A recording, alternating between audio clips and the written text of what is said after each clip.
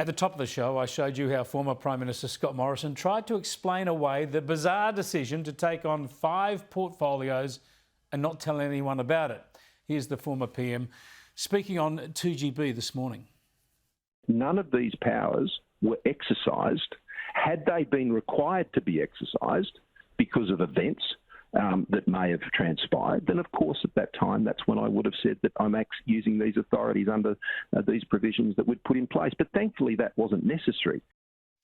Now these explanations are all too little too late, at least according to one of his former ministers. I think the actions that he undertook in swearing himself into numerous portfolios and not disclosing those to the ministers responsible means that he needs to resign and he needs to leave Parliament. They're my views. That's what I think he should do. Earlier today I caught up with Anne Twomey, who's Professor of Constitutional Law at Sydney University, and I started by asking whether the former Prime Minister's explanation alleviates the situation.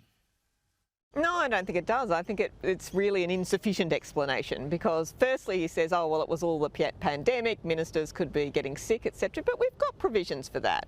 We've got ability to put in an acting minister. So, you know, really, why couldn't he use that? And equally, it doesn't explain the secrecy. Why was the secrecy needed? If you know, Minister Dutton became ill and someone took his role, then there was no secrecy needed for that. So it's not adequate. And then, not to mention, there was no real explanation as to why to take over the resources portfolio. That had nothing to do with the pandemic. So really there's a bigger issue behind this. And that is the Prime Minister taking the view that he's the one who should be making decisions rather than his own ministers or his cabinet as collective ministerial responsibility. And I think that's the real problem. With the Resources Minister, it seems his justification was simply that the Resources Minister was going to take what he viewed to be the wrong decision. Indeed, and so that really comes back down to the question of, you know, as Prime Minister, you're just one minister. You know, you may be first among equals, but you're only one minister and you don't have the statutory power to make those kinds of decisions. And you should trust your other ministers to do that. If you don't trust your ministers, he was in a position to say, okay, resign or I'll get the Governor-General to sack you and I'll replace you with someone else.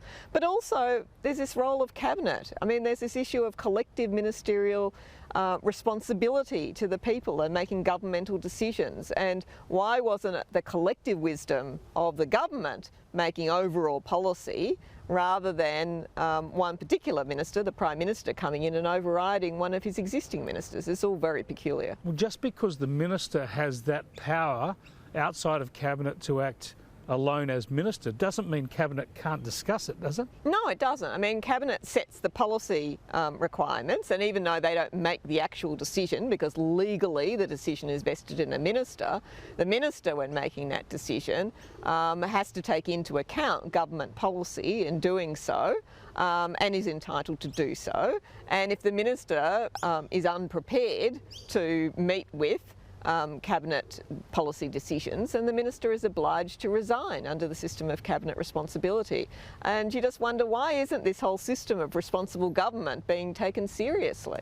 What about the argument that when it comes to the Health Minister and the Finance Minister, there was so much power invested in them that the Prime Minister should have it as well in order to dissipate the power, share the power? But I don't think it did dissipate or share it, really. I mean, that's the problem.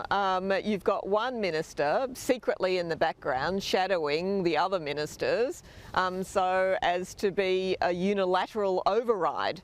That's not really sharing power. If you're really interested in sharing power, you would actually refer the bigger issues back to Cabinet. So the big issues about, you know, should Australians be prevented from leaving the country? Okay, that's a serious issue. That fell within the power of the Health Minister, but it was a decision that should be made by the Cabinet because it is a significant issue. The bottom line is whatever arrangements were in place surely needed to be made public to the Parliament, to the Cabinet and to the voters. Absolutely. So that's the general rule. So, for example, in Parliament, whenever there's a change in ministerial arrangements, the Prime Minister at the beginning of question time will get up and announce it. I mean, that's what normally happens, and it didn't seem to happen this occasion. Equally, when these changes are made, usually a press release is put out by the department, and also a formal legal document is put on the Federal Register of Legislation, and none of that happened. And that's the extremely odd thing about it, because it's actually really important for the public to be able to know who was the person who was responsible for making a particular decision at a particular time. And that wasn't able to be known in the circumstances where you have secret ministers.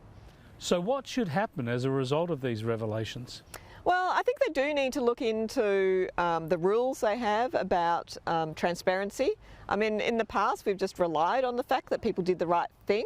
Well, clearly that's not always going to work, so maybe we do need to actually have a law, or at least some kind of internal requirement that says, well, it's, automatically the case that if these things happen, a minister is appointed, then it has to be published on the Federal Register of Legislation, etc., etc. So it could be done as an internal rule in government, could even be done in some kind of legislative requirement, but something to require that, and also something just to make it a bit easier to find this stuff out, because honestly and truly, for the ordinary person on the street trying to work out who the minister is who's responsible for administration of particular bits of legislation is really hard. And if it's hard for me, I reckon it's hard for the other folk out there too. So cleaning that up and making it easier would be a mercy for all of us.